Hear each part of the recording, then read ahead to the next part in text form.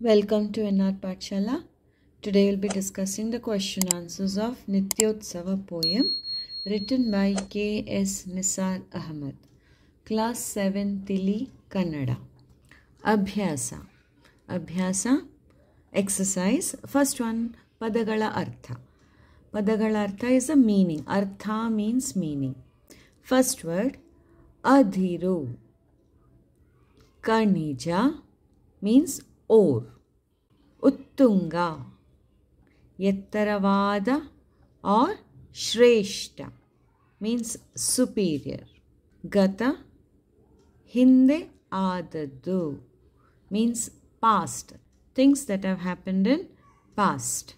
Amrita, Halu or Pavitravadadu. Amrita means a nectar. Ole, Talegari, Kagada Patra. Ole means letter. Talegari is the palm leaf in which people used to write down, or Kagada Patra, or letter written on the paper. Garime, Hirime means dignity. Taru, Mara means tree. Tega, Undu Jatiya Mara.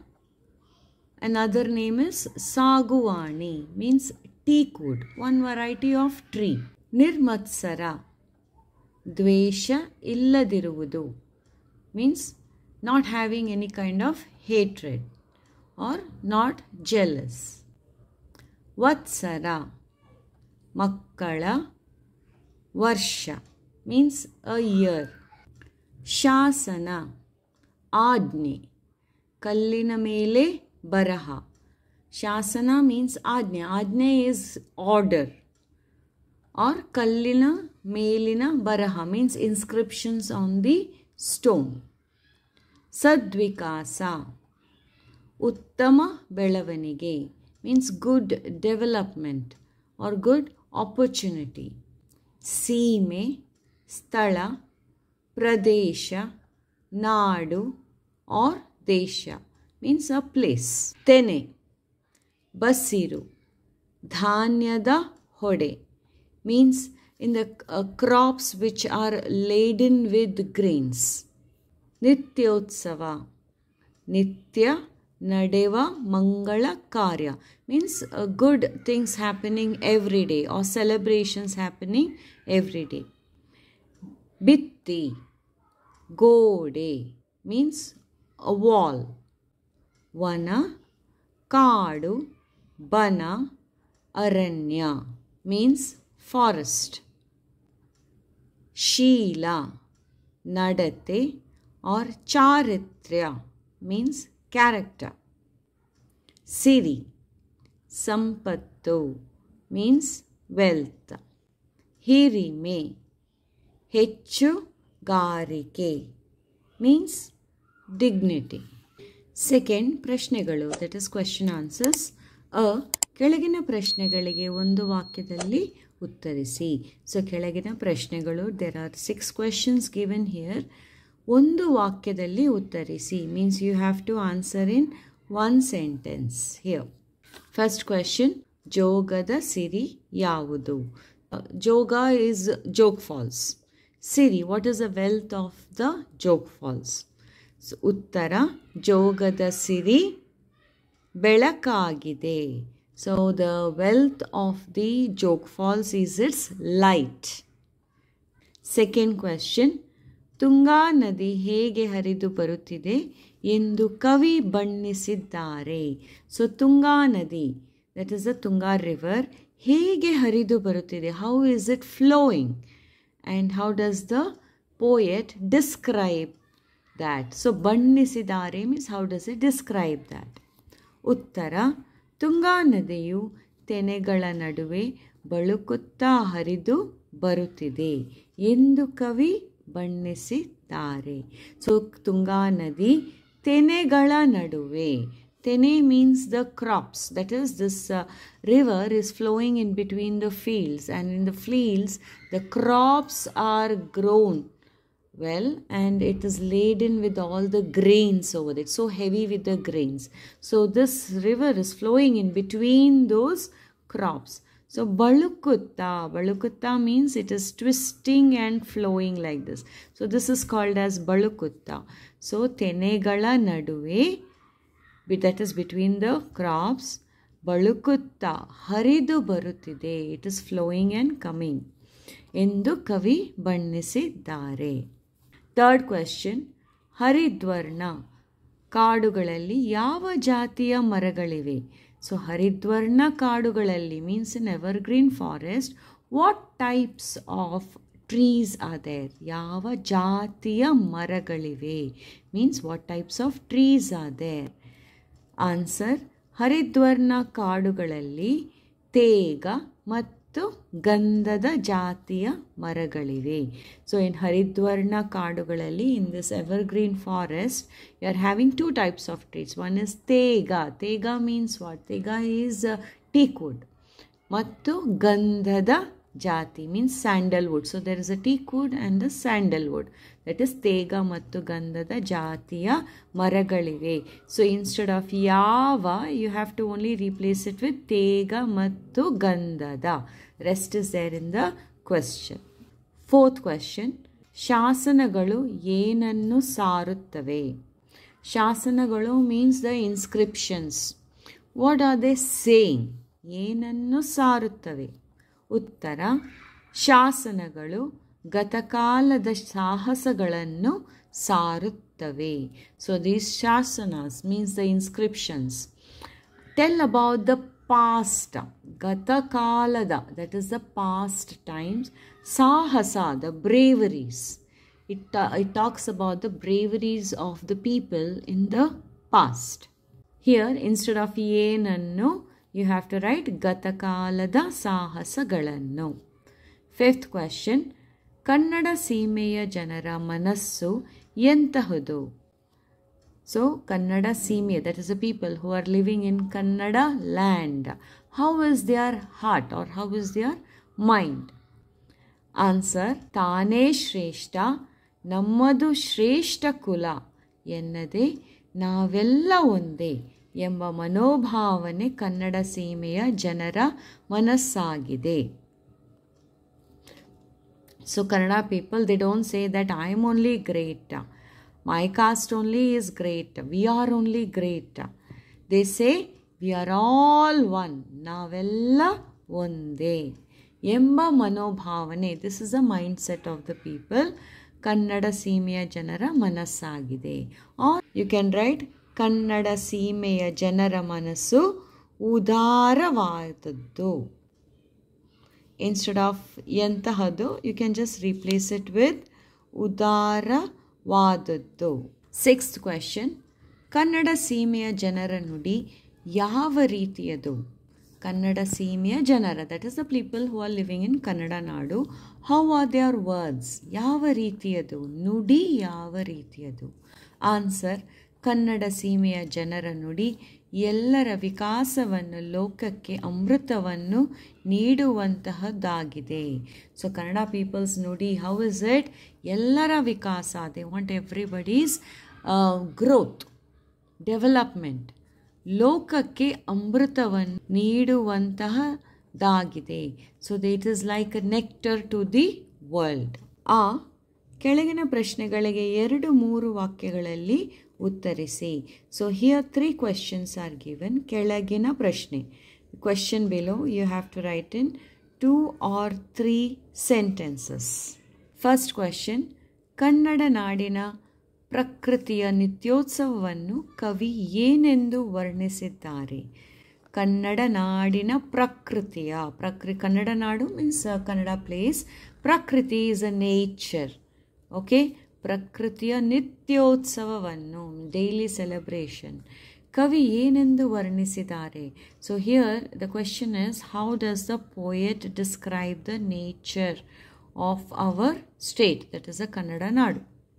ಉತ್ತರ, ಜೋಗದ ನೈಸರ್ಗಿಕ ಸೊಬಗಿನ ಬೆಳಕಿನಲ್ಲಿ, ಬಳಕುತ್ತಾ ಬರುವ ತುಂಗಾ ನದಿಯ ಬಳುಕಿನಲ್ಲಿ, ಸಹ್ಯಾದ್ರಿಯ ಎತ್ತರದ ಬೆಟ್ಟಗಳಲ್ಲಿ ಸಿಗುವ ಲೋಹದ ಅದಿರಿನಲ್ಲಿ, ಹರಿದ್ವರ್ಣ ಕಾಡುಗಳಲ್ಲಿನ ತೇಗ ಗಂಧ ಮರಗಳ ಸೊಬಗಿನಲ್ಲಿ, ಕನ್ನಡ ತಾಯಿಗೆ ದಿನವೂ ನಿತ್ಯೋತ್ಸವ ಎಂದು ಕವಿ ವರ್ಣಿಸಿದ್ದಾರೆ.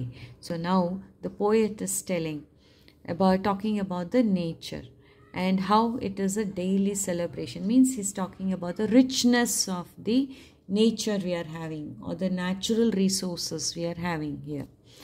First, ಜೋಗದ ನೈಸರ್ಗಿಕ ಸೊಬಗಿನ ಬೆಳಕಿನಲ್ಲಿ. So joga is a joke falls. Naisargika means natural beauty in that light. Okay, when the water is falling, it shines, right? So in that shine there is the beauty. Clear? Balukutta baruva Tunga Nadi. So Balukutta means the river is flowing, twisting and flowing, right? That is Balukutta baruva Tunga Nadi. The river is twisting and flowing. In that Balukinalli, so in that twist of that river, there is a beauty over there. Sahyadriya Yettarada Bettagalali. That is Sahyadri is a Sahyadri mountain. Yettarada, they have tall mountains over there. And in those mountains, Siguva Lohada Adirinalli. Adiru means ore. What type of ore we get in Sahyadri mountains? Iron ore. Loha is iron. Iron ore we get there. So that is one more richness that is there. ಹರಿದ್ವರ್ಣ ಕಾಡುಗಳಲ್ಲಿನ ತೇಗ ಗಂಧ ಮರಗಳ ಸೊಬಗಿನಲ್ಲಿ. So here in the Haridwarna evergreen forest we get the teak wood, we get the sandalwood. So there is a beauty in that. Sobaginalli. Kannada Taige. So in all these beauties for Kannada Tai, like Mother Karnataka, daily it is a celebration. Because so rich and beautiful natural resources are there. So Dinavu Nityotsava for the Kannada mother. This is how the poet describes. Endu Kavi ವರ್ಣಿಸಿದ್ದಾರೆ. Second question, ನಾಡಿನ ಇತಿಹಾಸ ನಿತ್ಯೋತ್ಸವವನ್ನು ಎಲ್ಲೆಲ್ಲಿ ಕಾಣಬಹುದಾಗಿದೆ? So ನಾಡಿನ ಇತಿಹಾಸ, ನಾಡು means a state or the country, ಇತಿಹಾಸ means history. So history of a place, ನಿತ್ಯೋತ್ಸವವನ್ನು ಎಲ್ಲೆಲ್ಲಿ ಕಾಣಬಹುದು? Where can you find the history of a particular place?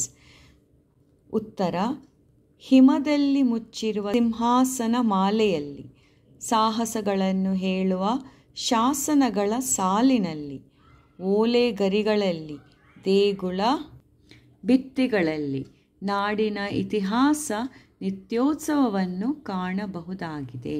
So here, how do we know the history of a particular place? We need some documents, no?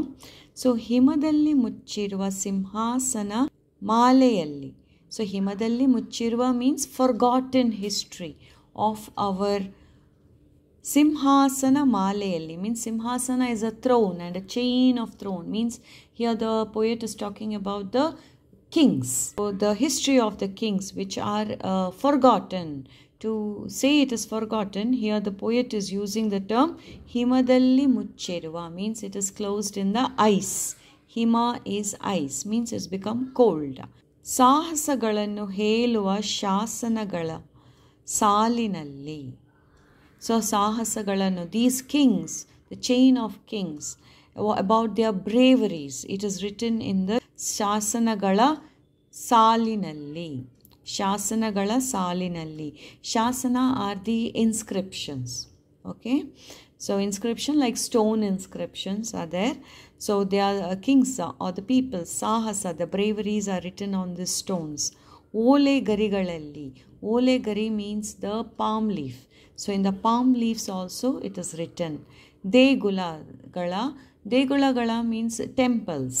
Temples. Bittigalalli. Bittigalu means walls. So instead of bittigalu you can also write godegalalli. Okay. So in the temple walls also, Nadina Itihasa, it is written over there. Like if you go to the temples, you can see so many sculptures there. So the king's sculptures will be there, or the history of the king will be there, or the symbol of their kingdom will be there. So Nadina Itihasa ನಿತ್ಯೋತ್ಸವವನ್ನು ಕಾಣಬಹುದಾಗಿದೆ.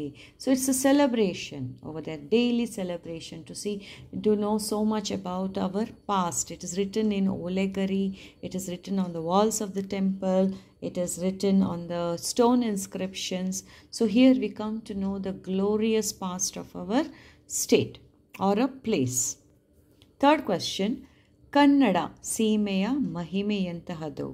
So what is the greatness of Kannada ಸೀಮೆ? That is a Kannada land here. ಉತ್ತರ, ಕನ್ನಡ ಸೀಮೆಯ ಜನರ ಮನಸ್ಸು ಉದಾರವಾದದ್ದು. ನಮ್ಮ ಕುಲವೇ ಶ್ರೇಷ್ಠ, ನಾವೇ ಶ್ರೇಷ್ಠ ಎನ್ನದೆ ಎಲ್ಲರ ಏಳಿಗೆಗೂ ದುಡಿಯುತ್ತಾರೆ. ಲೋಕಕ್ಕೆ ಅಮೃತವನ್ನು ಹಂಚುವವರು ಕನ್ನಡಿಗರು. ಅವರ ಮನಸ್ಸಿನಲ್ಲಿ ಮತ್ಸರವಿಲ್ಲ. So here the poet is talking about the people who are staying in Kannada land. So Kannada ಸೀಮೆಯ ಜನರ ಮನಸ್ಸು, the mind or the heart of these people who are living in Kannada land, ಉದಾರವಾದದ್ದು. Means they are very generous. ನಮ್ಮ ಕುಲವೇ ಶ್ರೇಷ್ಠ, ನಾವೇ ಶ್ರೇಷ್ಠ means we are only great. They don't say that. ಎನ್ನದೆ means they don't say that. ಎಲ್ಲರ ಏಳಿಗೆಗೂ ದುಡಿಯುತ್ತಾರೆ. They work for the growth of everybody. ಏಳಿಗೆ means growth. ದುಡಿಯುತ್ತಾರೆ, they work for them. ಲೋಕಕ್ಕೆ ಅಮೃತವನ್ನು ಹಂಚುವವರು ಕನ್ನಡಿಗರು. So ಲೋಕಕ್ಕೆ, for the world, they distribute the nectar. Okay, Amrutha means nectar. ಹಂಚುವವರು, so means distribute. ಕನ್ನಡಿಗರು, so ಕನ್ನಡಿಗರು distribute the sweetness to everybody. So that's what is saying, ಅಮೃತವನ್ನು. ಅವರ ಮನಸ್ಸಿನಲ್ಲಿ ಮತ್ಸರವಿಲ್ಲ. There is no jealousy in their mind. ಈ ಕೆಳಗಿನ ಪ್ರಶ್ನೆಗಳಿಗೆ 7-8 ವಾಕ್ಯಗಳಲ್ಲಿ ಉತ್ತರಿಸಿ. So this is a long answer. ಪ್ರಶ್ನೆಗಳಿಗೆ, for the question given, you have to answer in 7 or 8 sentences. Question is, first question, ನಿತ್ಯೋತ್ಸವ ಎಂದರೇನು? ಕವಿ ಕನ್ನಡ ನಾಡಿನ ನಿತ್ಯೋತ್ಸವವನ್ನು ಯಾವ ರೀತಿ ಬಣ್ಣಿಸಿದ್ದಾರೆ? ಸೊ ನಿತ್ಯೋತ್ಸವ ಎಂದರೇನು? What is the meaning of Nityotsava? First question. Second part is, ಕವಿ ಕನ್ನಡ ನಾಡಿನ ನಿತ್ಯೋತ್ಸವವನ್ನು ಯಾವ ರೀತಿ ಬಣ್ಣಿಸಿದ್ದಾರೆ? How does the poet, that is kavi, describe the Nityotsava of Kannada Nadu. So here you have to write the summary. Uttara, ನಿತ್ಯೋತ್ಸವ ಎಂದರೆ ನಿತ್ಯ ನಡೆಯುವ ಮಂಗಳ ಕಾರ್ಯ, ಉತ್ಸಾಹದ ಕಾರ್ಯ. ಕನ್ನಡ ನಾಡು ಪ್ರಾಕೃತಿಕ ಸೌಂದರ್ಯದಿಂದ ಸಮೃದ್ಧವಾಗಿದೆ. ಬೆಟ್ಟಗಳು, ಜಲಪಾತಗಳು, ಅರಣ್ಯಗಳು, ವಿವಿಧ ರೀತಿಯ ಗಿಡ ಮರಗಳು, ಖನಿಜ ಸಂಪತ್ತು ಇವು ಎಲ್ಲರ ಮೈಮನವನ್ನು ಸೆಳೆಯುತ್ತವೆ ಮತ್ತು ಮನಸ್ಸಿಗೆ ಆನಂದವನ್ನು ನೀಡುತ್ತಿವೆ. ಈ ಸೊಬಗು ಕನ್ನಡ ತಾಯಿಗೆ ದಿನವೂ ನಡೆಯುವ ನಿತ್ಯೋತ್ಸವ ಎಂದು ಕವಿ ಇಲ್ಲಿ ವರ್ಣಿಸಿದ್ದಾರೆ. ಗತವೈಭವವನ್ನು ಸಾರುವ ಶಾಸನಗಳು, ಓಲೆ ಗರಿಗಳು, ದೇಗುಲಗಳಲ್ಲಿನ ಚಿತ್ರಗಳು ಹಾಗೂ ಒಳ್ಳೆಯ ನುಡಿಯ ನಾಡುವ ಉದಾರ ಮನಸ್ಸಿನ ಕನ್ನಡ ಸೀಮೆಯ ಜನರು ಎಲ್ಲವೂ ಸೇರಿ ಕನ್ನಡ ತಾಯಿಗೆ ದಿನವೂ ಉತ್ಸವ ನಡೆದಿದೆ ಎಂದು ಕವಿ ವರ್ಣಿಸಿದ್ದಾರೆ. ನಿತ್ಯೋತ್ಸವ ಎಂದರೆ ನಿತ್ಯ ನಡೆಯುವ ಮಂಗಳ ಕಾರ್ಯ, ಉತ್ಸಾಹದ ಕಾರ್ಯ. So what is the answer for the first question? ನಿತ್ಯೋತ್ಸವ ಎಂದರೇನು? ವಾಟ್ ಇಸ್ ನಿತ್ಯೋತ್ಸವ? ನಿತ್ಯೋತ್ಸವ ಎಂದರೆ ನಿತ್ಯ, ನಿತ್ಯ ಮೀನ್ಸ್ ಎವ್ರಿ ಡೇ, ನಡೆಯುವ ಮಂಗಳ ಕಾರ್ಯ means a holy activity that is happening every day, or utsahada karya, very joyous work, okay, that is happening every day, means like a celebration every day. Kannada ನಾಡು ಪ್ರಾಕೃತಿಕ ಸೌಂದರ್ಯದಿಂದ ಸಮೃದ್ಧವಾಗಿದೆ. So Kannada Nadu, that is a Kannada land. ಪ್ರಾಕೃತಿಕ means nature. Nature's ಸೌಂದರ್ಯದಿಂದ, the beauty of the nature. It is abundance. It is ಸಮೃದ್ಧವಾಗಿದೆ. So it has got abundance of natural beauty. It has the ಬೆಟ್ಟಗಳು means mountains. ಜಲಪಾತಗಳು, that is the joke falls or the waterfalls. ಅರಣ್ಯಗಳು, forest, ವಿವಿಧ ರೀತಿಯ ಗಿಡಮರಗಳು, varieties of trees and plants. ವಿವಿಧ means variety. ಖನಿಜ ಸಂಪತ್ತು means it's got ores like iron ore, bauxite and all is found in this land. ಇವು ಎಲ್ಲರ ಮೈಮನವನ್ನು ಸೆಳೆಯುತ್ತವೆ. So all this beauty and the richness, it attracts everybody. ಮೈ ಮನವನ್ನು ಸೆಳೆಯುತ್ತದೆ, it attracts everybody. ಮತ್ತು ಮನಸ್ಸಿಗೆ ಆನಂದವನ್ನು ನೀಡುತ್ತದೆ, it gives happiness to everybody's mind. ಈ ಸೊಬಗು ಕನ್ನಡ ತಾಯಿಗೆ, ಈ ಸೊಬಗು ಮೀನ್ಸ್ ಬ್ಯೂಟಿ, ಈ ಸೊಬಗು ಕನ್ನಡ ತಾಯಿಗೆ. So this beauty for Kannada mother is ದಿನವೂ ನಡೆಯುವ ನಿತ್ಯೋತ್ಸವ. So Kannada mother is got so rich nature, ores and falls and all these things. So every day for Kannada mother it is a Nityotsava. Okay? Every day is a celebration. Endu kavi illi varಣಿಸಿದ್ದಾರೆ. So this is how the poet describes. Gatha Vaibhavavannu saguva. So Gatha Vaibhava, the past, that is a history. Vaibhava means the richness, the glorious past. Saruva, the glorious past is told by ಶಾಸನಗಳು, ಓಲೆಗರಿಗಳು, ದೇಗುಲಗಳಲ್ಲಿನ ಚಿತ್ರಗಳು ಹಾಗೂ. So here you can see the past glory, you can see in the ಶಾಸನಗಳು, that is in the stone inscription. ಓಲೆಗರಿ, that is in the palm leaves.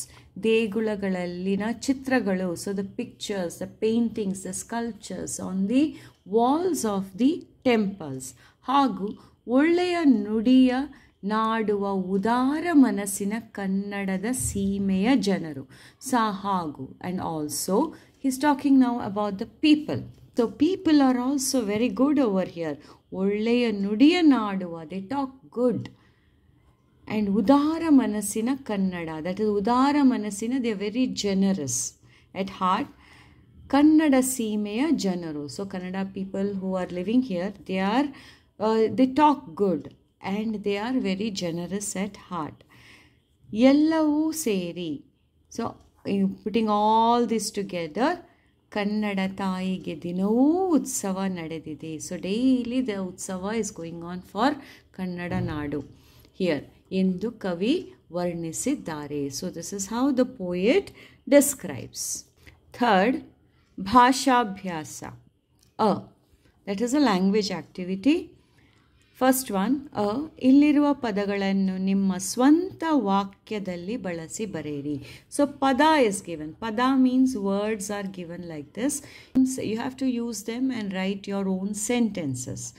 First word ನಿತ್ಯೋತ್ಸವ. So ನಿತ್ಯೋತ್ಸವ like celebration over here.